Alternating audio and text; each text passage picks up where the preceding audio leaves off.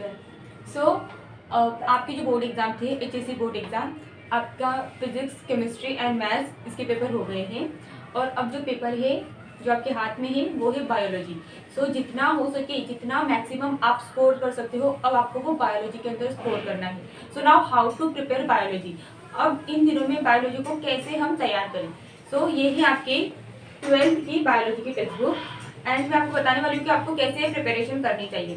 So basically आपके कुल मिलाकर है 15 chapter, but let me tell you कि कुछ चैप्टर आपको लगता है कि ये एक चैप्टर है, बट वो एक चैप्टर नहीं है।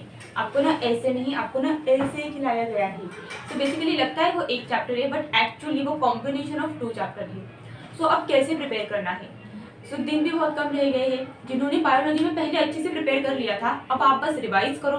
और जिनकी बायोलॉजी अभी भी थोड़ी सी वीक है, उनके लिए मैं ये सजेस्ट करूंगी कि आप क्या करो, बेसिकली आप डायग्राम पर फोकस करो। अगर आपको डायग्राम क्लियर है तो on the basis of diagram आपका मतलब अगर डायग्राम आ गई ना तो मुझे लगता है कि आप बहुत अच्छे से लिख लोगे। ठीक है, क्योंकि डायग्राम में मेन होती है। जैसे कि फीमेल रिप्रोडक्टिव सिस्टम एग्जाम्पल, या फिर मेल रिप्रोडक्टिव सिस्टम, अगर आपको उसका डायग्राम ड्रॉ करने आता है और अगर आपको लेबलिंग आ गई तो आप जो ब्रीफ आंसर होता है ना वो बहुत अच्छे से लिख लोगे। गारंटी है कि आप बहुत अच्छे से लिख लोगे। So just work on your diagram. सबसे पहले तो डायग्राम पर काम कीजिए, क्योंकि बायोलॉजी के अंदर विदाउट डायग्राम मुझे लगता है biology is nothing. So with the help of diagram ही हमें बायोलॉजी को समझना होता है। So stay tuned with bio concept NEET YouTube channel.